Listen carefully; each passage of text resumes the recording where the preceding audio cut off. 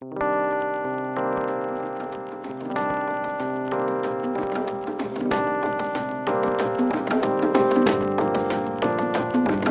is a recording of Autumn Reinhardt-Simpson speaking about the concept of female personhood at the Sunday, May 8, 2016 meeting of the BC Humanist Association in Vancouver. The opinions expressed in this podcast do not necessarily reflect those of the BCHA or its board of directors. To learn more about humanism and to support our work, visit bchumanist.ca, follow us on Facebook, Twitter, and Instagram, and be sure to subscribe to the BC Humanist podcast and leave a review on iTunes.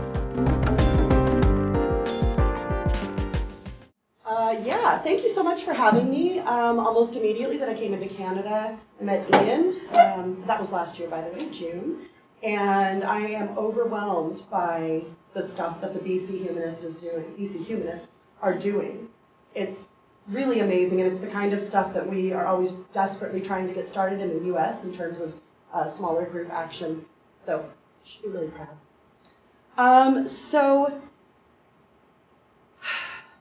Personhood. Oh, that's a big term. So I consider myself something of a scholar, philosopher in the not egotistical sense.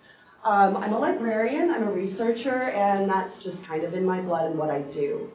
And something that has been very captivating for me for a long time is the concept of personhood in general. And as I became a feminist activist and throughout my career, it became quite obvious to me that female personhood is something we pay a lot of lip service to, but in theory is not a real thing. And I think humanism has a great role to play in bringing about a greater awareness of women as actual human beings. So this is what I'm going to do with you today. I do need to let you know that I'm going to be speaking primarily in binary terms. And that's simply because it's not because I want to diss any trans people or anything like that, but I think that trans concerns are so complex, I can't do justice to them, first of all, in an hour. But also they require some different treatment in different areas that a lot of women that are born biologically female don't experience. So I'm going to confine myself to that. I'm also going to be talking a lot about humanism and atheism. And a lot of people use those terms interchangeably, and I firmly believe they are not interchangeable. I'm going to try to define whether I'm talking about humanism or atheism as I go along.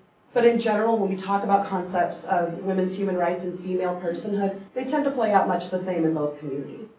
So that said, oh, by the way, I wanted to mention this first slide. This is a lovely, super lovely quote.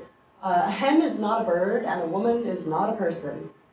That is a quote out of Russia. It's a common saying in Russia, and not one that particularly raises a lot of eyebrows.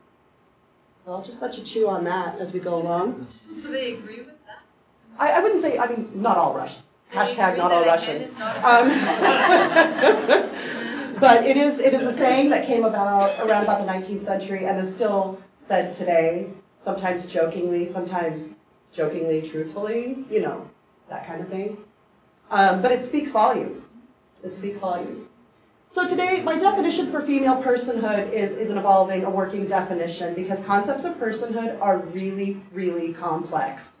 What I use as the definition, this is a little bit difficult to read here, but it is the political and moral stance that women are human beings sharing in the full measure of humanity with men and therefore should be treated equally human in custom and before the law.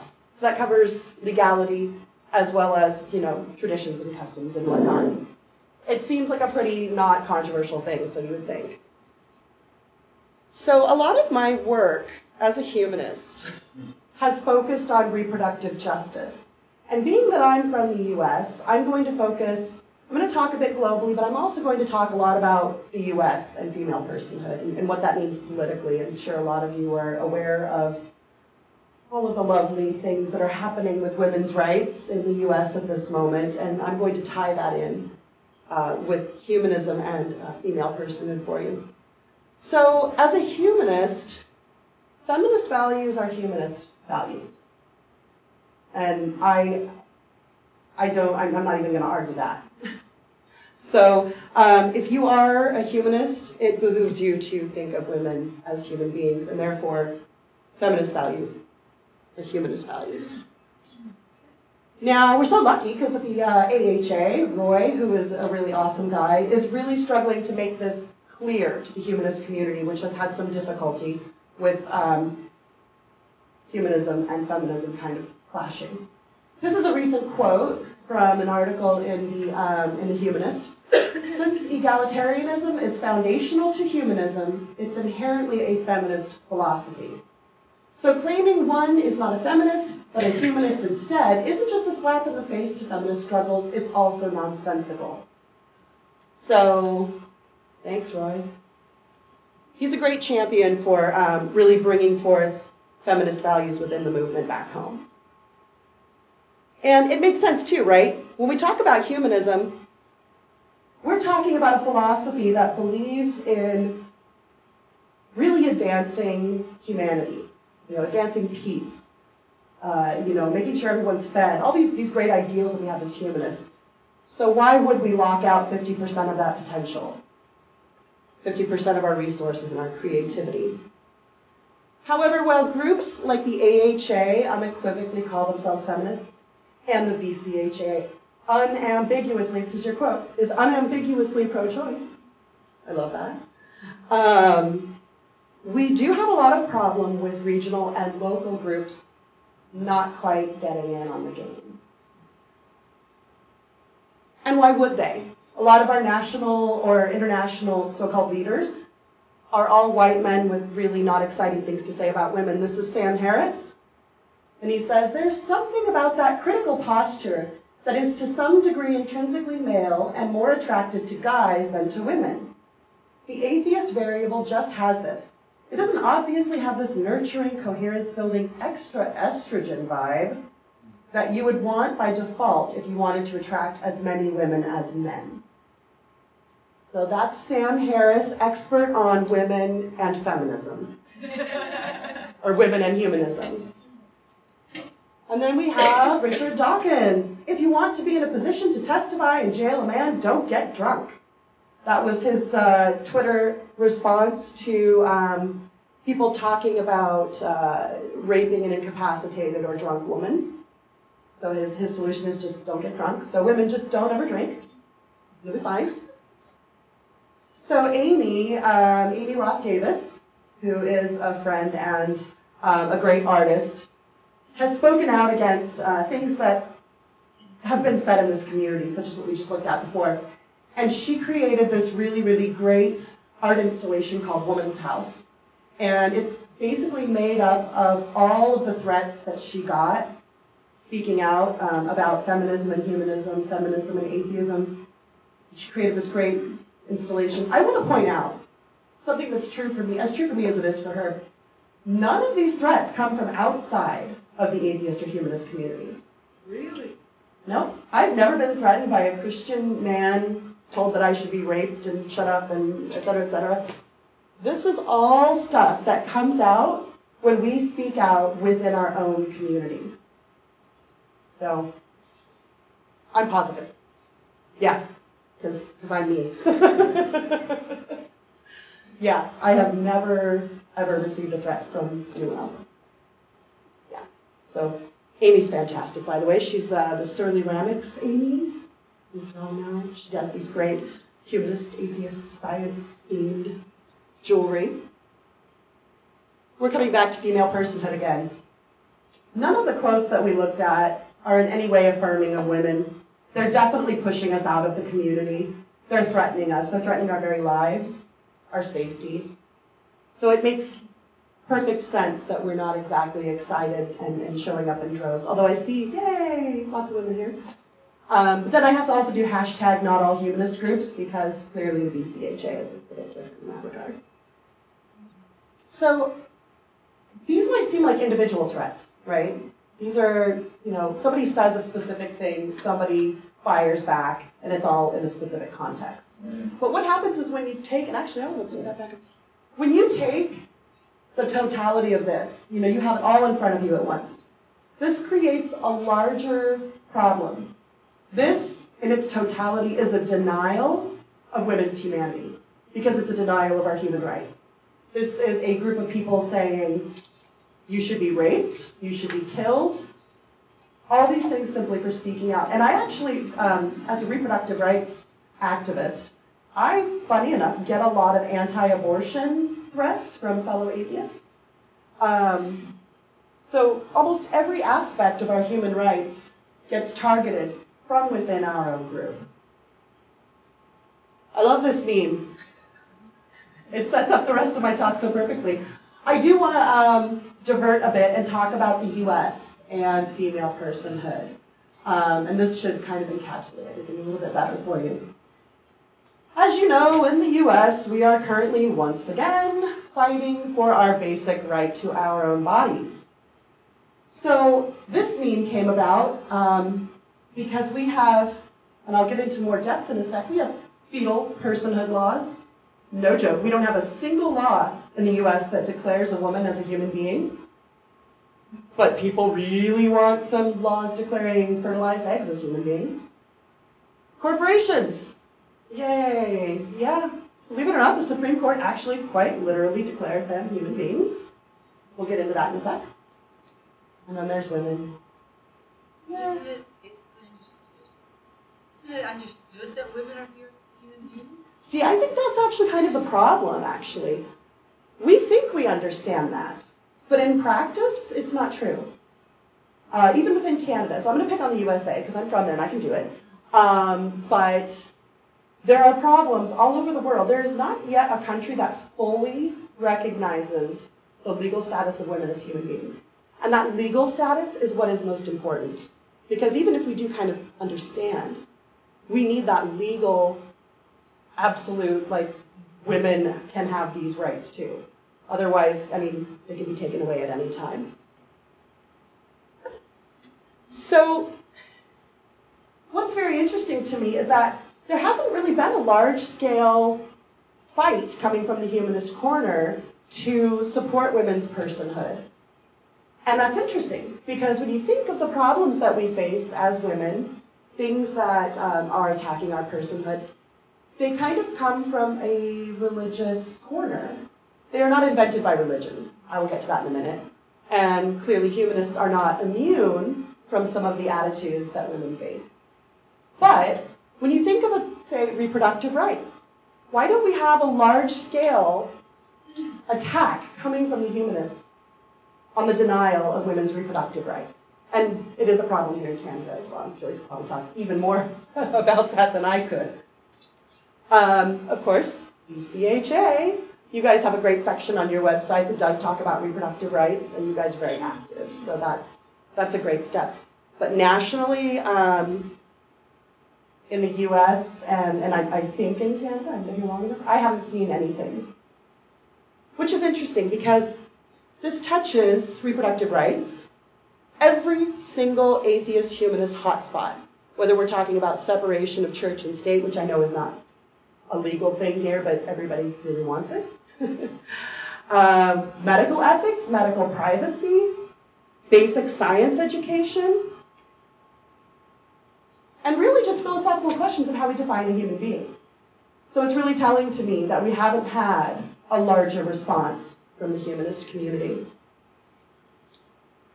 And the reason I think that happens is because, again, it's a subconscious thing, but we don't really accept that those rights, reproductive rights, rights to birth control, are actually human rights. We think they're extras. So back home, oh boy, back home. Personhood is incredibly controversial, fetal personhood, which is kind of surprising, right? You would think that the religious right would be all over this one. There's actually a lot of division. And that's the only thing keeping us from having an actual fetal personhood amendment, an amendment declaring that fertilized eggs are more human than women. I've highlighted here the states in which there have been attempts to create fetal personhood laws. One is the state I just moved from, Virginia. That's pretty much dead there. That's never coming back. Missouri, Oklahoma, Colorado, and Nevada. And that's just so far. There are tons of groups everywhere working constantly on these personhood amendments. And, believe it or not, you have people working for them here in Canada in ways that you may not recognize. That is in, what was the name of that bill? It was Ken Epp, who wanted to pass a bill that was basically a bill supporting the Unborn Victims of Crimes Act. It was meant to allow a person to sue for damages or be convicted of a crime if they hurt a pregnant woman and the fetus died as well. It sounds great, right? I mean, you have this fetus and you want this baby. Somebody does something terrible to you and yeah. These are all backdoor attempts to get fetal personhood on the books. That's how it started in the US as well. I always say that just wait 5 years. Anytime something happens in the US, it's going to crop up in Canada with the social conservatives here, so that's a good timeline. So I want to talk a bit, I've talked about fetal personhood in the US. Now we have corporate personhood. Do you guys remember, if anyone was paying attention at all to the US at that time, the Citizens United decision versus the Federal Election Commission? You guys aware of what that did? Yeah, so basically prior to that Supreme Court case, for-profit corporations as well as non-profit corporations, pardon me, I still got a cold, they were capped in how much they could spend on an individual candidate. Makes sense, right? You don't want to drown out people's voices, like actual human being voices. And Citizens United, which was a corporate lobby group, didn't like this so much, and so they took it all the way to the Supreme Court, arguing that money is actual speech, and it's being donated by people, therefore people, free speech, etc. The court actually agreed. They decided that corporations were people with the right of free speech. So this unleashed a huge flood of money from corporations into American politics. So much so that most people don't even bother to donate to candidates anymore as individuals unless they get really hyped up, such as, with Barack Obama and such. But I think individual donations have dropped. So, sorry? Bernie. Oh, Bernie. Bernie has a crowd. It's true, it's true. However, I don't know, we'll burst some bubbles in here, but Bernie takes corporate money as well. So you can't not take corporate money in the US. I mean, there's no way you can run for office without having billions of dollars. The first $1 billion election was Barack Obama's. And yeah, if you want anything in politics, you need to have that money. So Citizens United effectively quashed anybody's dreams of just kind of being the regular person to get in and fix things in the government. What does this mean for women? Well, we already have only 17% representation in the government back home. That's awful. And now, basically, Walmart, GE, etc. are electing our candidates. If you look at the primaries back home right now, who are the two people that are the presumptive nominees? They're the two richest people. That's not an accident. Also, the corporations that are donating all this money to ultra-conservative candidates are the same people who are very much opposed to women's human rights in any way, shape, or form. They are often the same people donating to the Koch brothers, PACs, super PACs, and things like that to ensure that women have no voice. So, again, speaking about the US and personhood, just to make my case. So this is Marlise, and she is an illustration of the fact that in many states, women do not even have the rights of a corpse. What I mean by that, that's not hyperbole or trying to get you all excited. In the US, and I'm sure here as well, if you want to donate your organs or anything like that, you usually have to give consent before you die. No one's just going to come in and rip you open and take out your organs. However, women are routinely expected, no matter what, to donate their entire bodies to a pregnancy against their will because of certain laws. Marlies, this was a particularly egregious and horrible example. She had a stroke. It was totally unforeseen, and went into the hospital in Texas. She actually had a do not resuscitate order. Her husband knew her wishes, and they said, let's take her off this ventilator.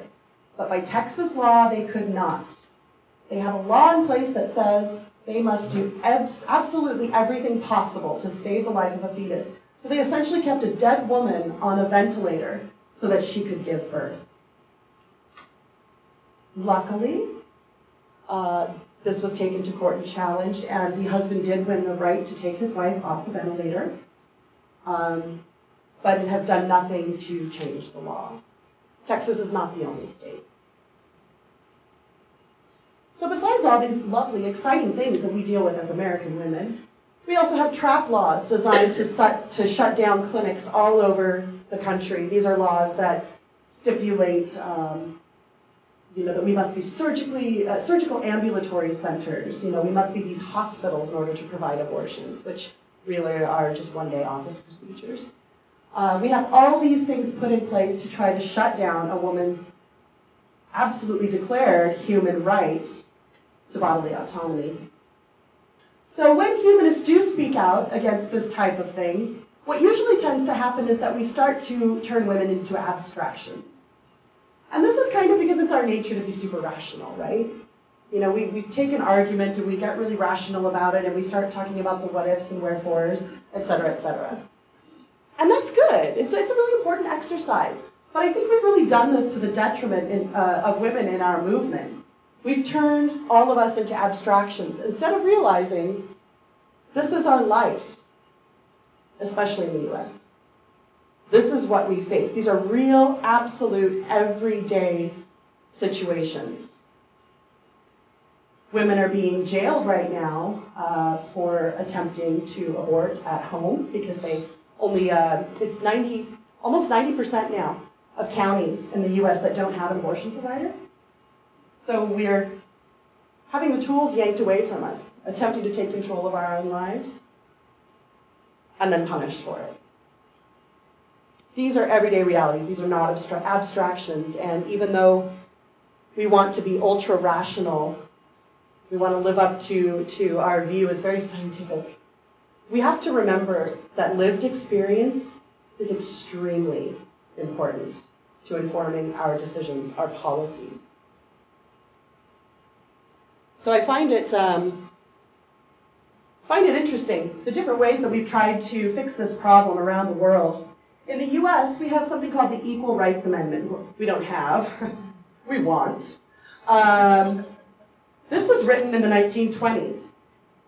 24 simple words. This is the entire text of the Equal Rights Amendment. And it says, equality of rights under the law shall not be denied or abridged by the United States or by any state on account of sex. Sounds pretty obvious. It continues all the way up to this year to be defeated by states across the US. It actually sailed through pretty well in 1972, and we had 35 of 38 states needed ratify it. We were only 3 states short of making that an actual amendment. But what happened was people came in and said, oh, wait, but if you do this, women might have abortions. And suddenly it was quashed. We still bring this up every year. It still continues not to pass. Thus, women have no constitutional amendment in the US protecting their rights. We have other things. We have global attempts to fix this problem. We have the Convention of on the Elimination of All Forms of Discrimination Against Women, which is also called CEDAW, which always makes me feel like I'm saying hee-haw. It's got these really great provisions in it. It's meant to eliminate all sex and gender-based discrimination. It's the first and only treaty to affirm the reproductive rights of women as actual human rights. The Universal Declaration makes no mention of women specifically of their rights. This is the only one. Mentions that traditions and culture are shaping forces behind gender roles. That's touchy. Sounds awesome, huh? Except that CEDAW allows countries to file reservations to the individual provisions while still remaining signatories. So what this means is that countries like Mauritania can sign on and say, hey, awesome, we totally believe in female personhood and equal rights and all this great stuff, but I'm going to send in, like 84 different reservations on all the individual provisions. It's completely a toothless treaty. It has no enforcement power, of course. It's a UN treaty, so nobody's forced to do anything about it. There is a promise when you sign it that you will implement all of the provisions, and there's a timeline. Nobody has even been given a stern talking to about not meeting that deadline. It's a completely meaningless declaration. And actually, I did want to mention that also the United States, the United States still hasn't ratified it. And it holds company with some really great other people like Saudi Arabia and, other great champions of women's rights. And believe it or not, that still comes up as well, just like the ERA. We're always like, hey, can you ratify this? No, it's not a priority. So Article 16 of CEDAW, I guess I should go back to this while it concerns the equality of women in marriage and family life. Just that basic idea that women are equal in family and married life. 23 reservations. The committee in general recommendation number 28 specifically states that reservations to Article 2, which concerns general discrimination, are impermissible. So you can't write in a reservation and say, actually, I think women should be discriminated against. They openly say, you can't do that. However, Article 2 has 17 reservations. So even the one that they say, you can't sign this if you don't like this particular article, they still let them sign it, they still let them put a reservation against it. A lot of this comes from legal theory, believe it or not, about the private and public sphere. Women have always been seen to belong to the private sphere. You have man, and man is active, and he's political, and he exists in his family, but he does all these other things out here. Women have always been seen as operating in the private sphere, home, and under the headship of a man, and therefore under his rule. And believe it or not, this still very subconsciously, not so subconsciously, still informs a lot of international law, because a lot of times we're dealing with a lot of different cultures, a lot of different religions. People are a little bit worried about opening that can of worms. So it's interesting, though, because you think of that as a religious idea, right? Headship? It's not. It's been around forever and ever.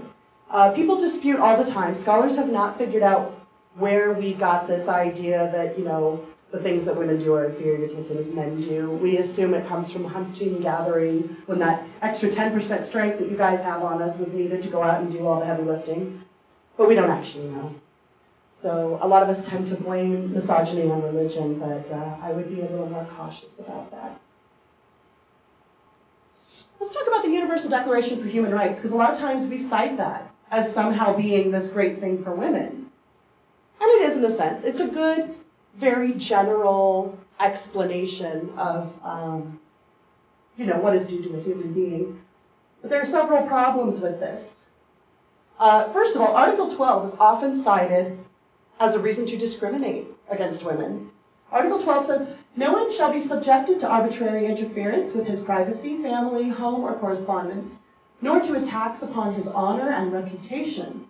Everyone has the right to the protection of the law against such interference or attacks. Oh man, we are so going to come back to that too. What's interesting is that this is what's used to continue the idea of the public-private sphere. So when the UN comes in and says, maybe it'd be cool if your wife had a little bit more freedom, a lot of people come back, a lot of countries come back and say, you cannot interfere with privacy, family, home. It's right there in the UN Declaration of Human Rights, and then they're like, oh, okay. They always step back. Because women are stuck in there. So about that, somebody said it says his. There is now a version of the Universal Declaration that is in gender-neutral language, which is awesome. However, this comes directly from the UN website. They still have theirs in gendered language. Now, I know a lot of people are thinking, well, whatever, you know, I mean, that we know what they mean when they say his or man, and, you know, whatever. So I want to read you a sentence. Article 1 of the UN Declaration says, quote, all human beings are born free and equal in dignity and rights. They are endowed with reason and conscience and should act towards one another in a spirit of brotherhood. Now, I'd like us to reread that sentence for a minute, at least the last part. They are endowed with reason and conscience and should act towards one another in a spirit of sisterhood. Does that sound like it includes everyone? I mean, who cares? We know what they mean, right? You mean everybody. What's your problem? It doesn't work, does it?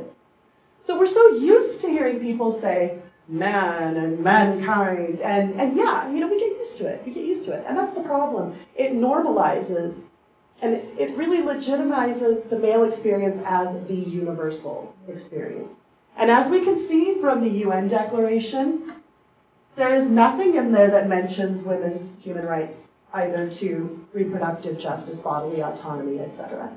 There are things you can kind of maybe possibly infer from it, but as you can see from Article 12 and the use that's made of it, it doesn't matter. If it's not there, if it's not explicit, you've got problems for women. I just want to show you another example that, oh God, this absolutely killed me when this happened. You guys remember, oh, sorry, that picture's a bit blurry. Do you guys remember the Starbucks debacle earlier this year in Riyadh? So in Saudi Arabia, they have a Starbucks in Riyadh, and don't worry, I'll read this for you. I know it's a bit small, sorry about that. Pardon me. So they have a Starbucks in Riyadh because there's a Starbucks everywhere, and they had a gender wall, right? Because in Saudi Arabia, don't mix the genders, don't mix the sexes. So there's one side for guys and one side for women and children, and by the way, women and children being grouped together is really telling, and I'll get to that in a sec. And a wall came down at one point, got broken, something happened to it.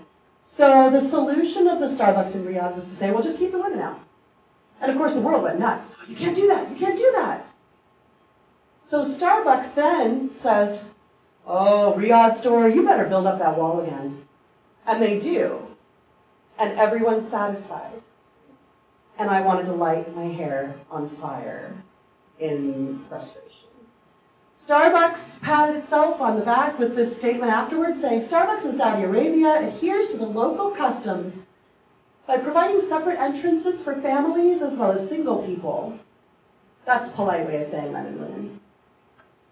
We are working as quickly as possible as we refurbish our Gabir store so that we may again welcome all customers in accordance with local customs. How nice! Except why the hell is Starbucks doing business there in the first place? Half the population, they can't even drive. Let me tell you something about the rights of women in Saudi Arabia just for a minute. If a woman, married woman, her husband dies and she's got an infant son, okay, like in Canada, you would think, okay, oh, that's awful, my husband died, I've got this child, I've got to take care of this child, and, you know, I'm the boss now, right? In Saudi Arabia, women have so few rights. Legally, that infant son is her guardian. Why the hell is Starbucks doing business with that country? Well, as a particular feminist scholar would say, it's part of what's called the gentleman's agreement. We won't inquire too much into how you treat your women so long as you give us your natural resources, you sign this treaty, you do whatever it is we need you to do. Because women are in the private sphere, right? Whatever. You guys, that's your thing. God, I about died. I still am dying. Everyone thought Starbucks was so reasonable, and oh, look how nice they are about the customs of this country. Oh, that's just great. with situations like this, even though they're delicate, right? Because, not this situation in particular, but in most situations you want to be sensitive about customs and traditions and culture. But when you pull stuff like this, what you are essentially telling the world is that women's human rights are negotiable. And if women's human rights are negotiable, then they cannot be considered as fully human as a man, because men's rights are not considered negotiable. So now we're going to get to the fun stuff, the way less complainy stuff. Awesome. So what can we do? What can we do as humanists? We've talked about the problems we have in our own movement, the barriers women face to greater leadership in our movement, and we've talked about, in my own country, what's going on, and we've talked about on the world stage the idea of women as human beings as well. So what can humanists really, really do? First, we can clean our own house. Okay, and this is not like a violent operation, kick them all out. This is not quite what I mean, despite the exuberance of this particular meme. We need to really take a look within, our own organizations, maybe within ourselves, and we need to consider these points. Are we paying lip service to this idea that the woman next to me is a human being deserving of the same rights as I am? Or are we actually believing that? Are we acting on that?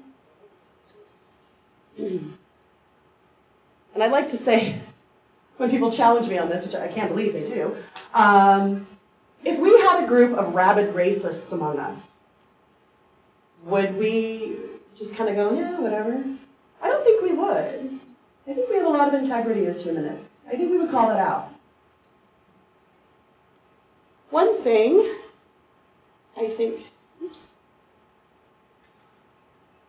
one thing that we can do is we can set up a little committee.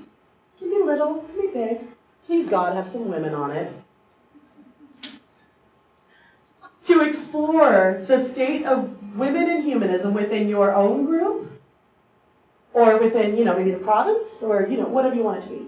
Have a committee just to explore this question. I have a feeling if you guys set up such a committee, you're going to just be patting yourselves on the back a lot. You'll probably find a few things you need to do, but seriously, you guys are awesome, so that's great. I love this slide, by the way. This actually came about very serendipitously. I wasn't even looking for it. It says, nothing for us without us. Nothing for women without their involvement and inclusion. So that's why I say, include some women in these groups, please. Don't make decisions for us without us being there. Host feminist speakers. Oops. And celebrate secular feminist holidays. Yeah. Like March 8th? You guys know what day that is, right? Brilliant. That's a great secular feminist holiday, right? Maybe you guys already do, I don't know. Host feminist speakers? Good job. A+. Examine the issues in your local community. Get involved in those. Show up at, council meetings or whatever it is that you need to do to get involved. Be a present at those meetings. Write op-eds. I don't know, do people do that in Canada a lot? I know, I'm so ignorant. I was a big op-ed writer. So, okay, well, do it anyway.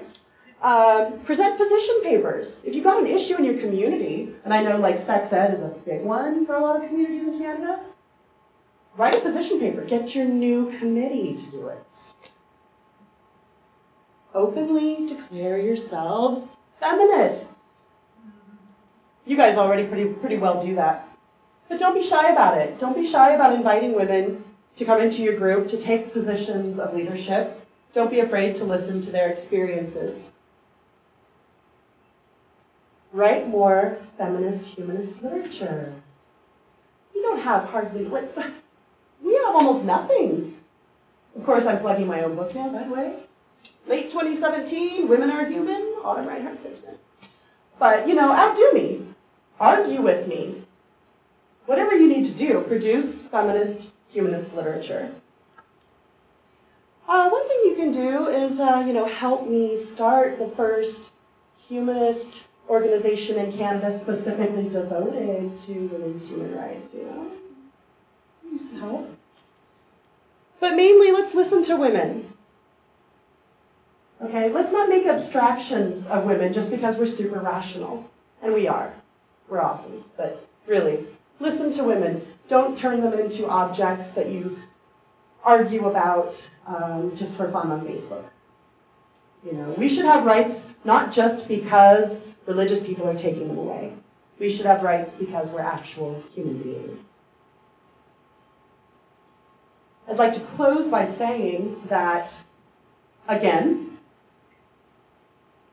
if we don't take up this challenge right now, if we don't work to make female personhood an actual issue, and by that I mean, again, making the rights contingent on us actually being human beings, not because it satisfies some other humanist secular agenda.